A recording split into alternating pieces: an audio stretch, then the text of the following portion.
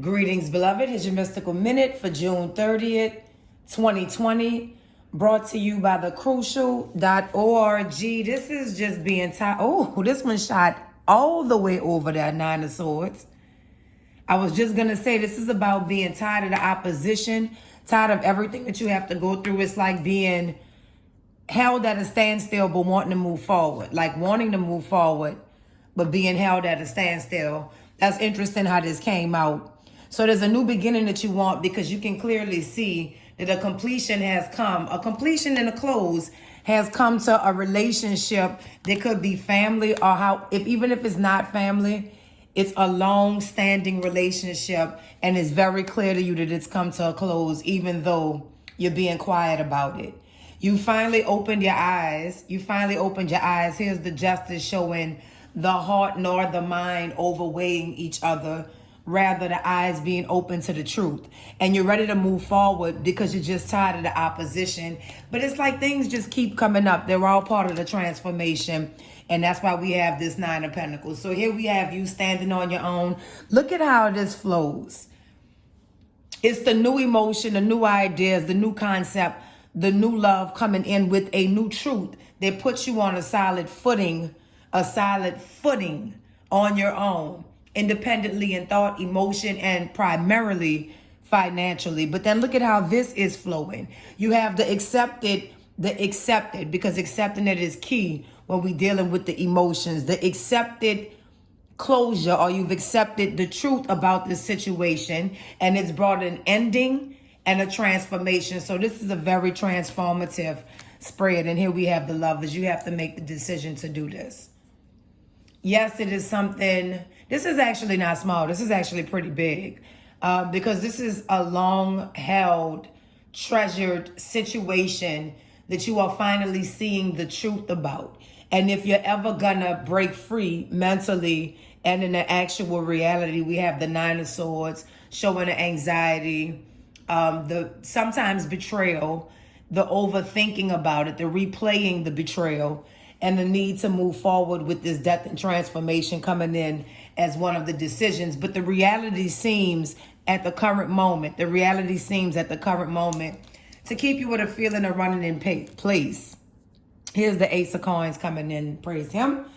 Because this is showing the universe brings in the clarity and the practical means that you need to move forward. Because this has pretty much come to, oh wow, a question of your spiritual understanding and spiritual growth. I wasn't expecting that, quite honestly. So you've been put in a situation where your spiritual growth is being tested in regards to the people behind you. Wow. So you've already put them behind you. So your spiritual evolution is being tested by the people that surround you. Will you accept the closure? Here we have 10 of Cups. Here we have 10 of Wands. That's the releasing of this burden. Will you accept the required closure without being too mentally or emotionally charged in silence to gain your independence? Or will you continue to replay this cycle of ongoing mental turmoil, replaying the past, so forth and so on? There was a betrayal, straight like that. There was a betrayal. Look at all of these swords, how they fall. And child. You can't even deny this. There was a betrayal. And apparently you're expected to maintain the blind eye and hold on to all of the anxiety that this betrayal brought forward. But the universe, this is God handing you the resources to move forward, is saying absolutely not. There was a betrayal that sparked this transformation. And now you're defending yourself in a very silent way. It's very silent how this is happening. It's kind of quiet. Oh my goodness. Yo, this is literally a situation where you gave your all. You were pure of heart. I see it here, even here and here. Pure of heart. And because the person spearheading this situation, who always felt overburdened, but they didn't even realize they were overburdened by the things that they created. Here's the guilt aspect of the Nine of Swords. They betrayed you. They betrayed you with a need to defeat your strength. But here you are still pulling the strength of love in to protect you and hold you over to this independence. You have to make a decision. You're at a crossroads. The reason the spiritual aspect of this decision appears here is because are you going to decide fear and to hold on to the same things, people, places, things that brought on this betrayal? Or are you going to move forward and truly in the reality right here, in a practical reality, test the spiritual awakenings you've been having? This is the High Priestess. It's a decision that must be made. All will be illuminated, and I think you're going to be fine. Greatest card in the deck, the Sun. This was kind of, even though we didn't see the Three of Swords, this was kind of hurtful to me.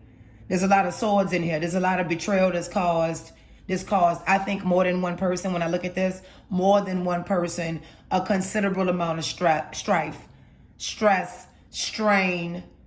Somebody just had to win at all costs. They didn't care who they hurt. Now, I believe they hurt themselves the way this is falling. They didn't care who they hurt. So now if it hasn't happened already, part of this transformation, sometimes people have to learn by the higher ups. And when I say the higher ups, I don't mean here on earth. This is at the bottom of the deck, Eight of Swords, confirming the mental turmoil. I need to get another message, y'all. We can't just go out with this. I'm sorry, we can't go out with this.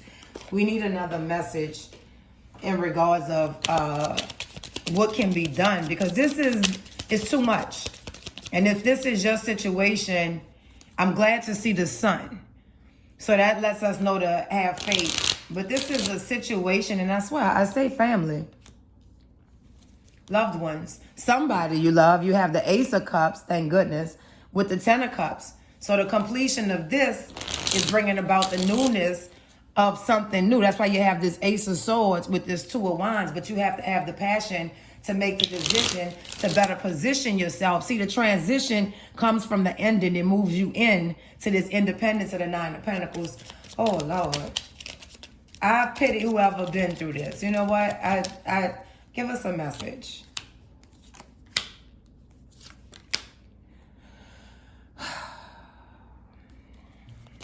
It's about balancing your understanding of the past.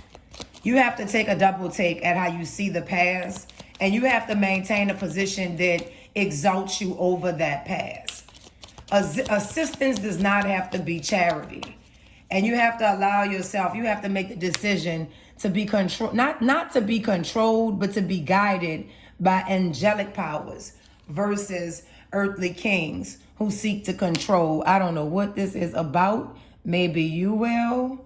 I might have to run this one back. Once again, you have this card urging you to defend yourself, and not in a physical manner like you're in danger, but to stand your ground. These people that you, and this is the same card that's here. These people that you're up against, they're beneath you. And they're not beneath you by earthly means. They're beneath you in the things that make the humans most valuable outside of the flesh. Honesty, integrity, loyalty. We see all of that lacking with this Five of Swords. We see that lacking because of the mental confusion, the mental state they've kept you in with the Eight of Swords. We see you wanting to move forward, but there's been too many mind games with the Nine of Swords and the Six of Swords. But here comes the revelation of truth coming through.